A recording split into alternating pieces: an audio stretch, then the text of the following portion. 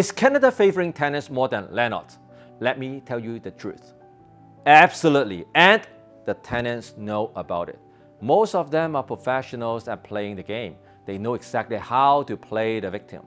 They know the landlord and tenants board is backed up for months, and they know that delay is a weapon. That's why so many landlords feel like the underdog, especially when rent payment stops. But today's story, it is the next level. When I first read this tenant's email, I was shocked. I was furious. I was speechless. The subject line, formal notice, rent reduction to $1,700 required. Section 69, 82, and 83 RTA. The actual rent, $2,400 per month. He demanded a $700 permanent cut. Worse yet, the unit is under rent control. And if the landlord doesn't agree, he won't even pay a dime.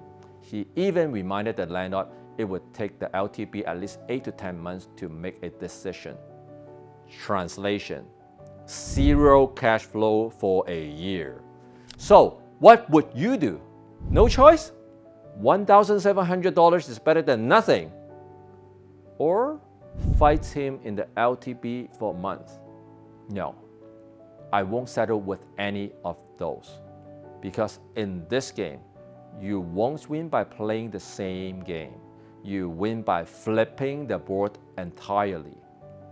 Today, I'm going to show you exactly how to turn the tables, so you're never the underdog again. You are going to learn negotiation tactics you won't hear anywhere else. So if you want the skill to handle your toughest tenant, hit the subscribe button and turn on the bell.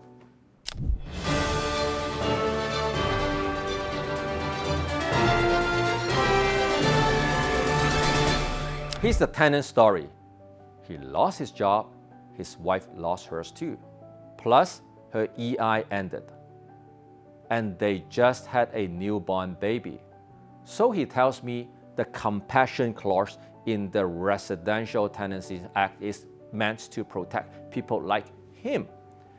And that's why the landlord is required to reduce the rent. Is that true? Not exactly. That's his own wishful interpretation. But here's the thing, arguing that point would be a mistake, because in negotiation, you never attack where other people is ready to defend. You go after what they care about most. So what is it? Money, obviously, but it is not just about today's money. What about tomorrow's money? What's that mean? What's going to affect that? Reputation. Short-term gain can destroy long-term security. And I made sure he saw that clearly. That email he sent, it wasn't just a threat. It was a written record of his conduct. Once the LTB issue a court order for non-payment, we can hand it to a collection company. His credit score? Damaged. We would even take him to small claims court. And here's the kicker. He's a CPA, a chartered professional accountant.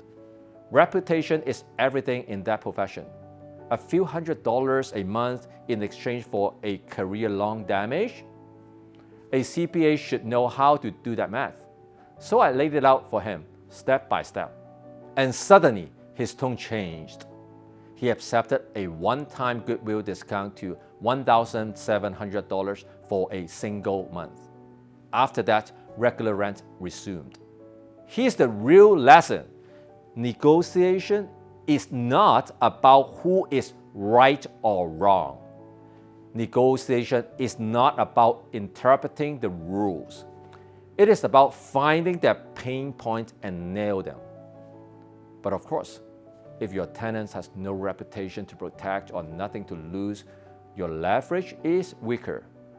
This is exactly why tenant screening is your first line of defense. In the next Landlord Baby Class episode, I'm going to show you 7 red flags to watch for when screening tenants. Make sure you subscribe and hit the bell so you don't miss it. At Condo One Rental Management, we manage over 1,000 units. We have seen almost every trick in the book, and we know how to shut them down before they cost you months of rent. If you want to have a private call with me, you can schedule a call at the link below.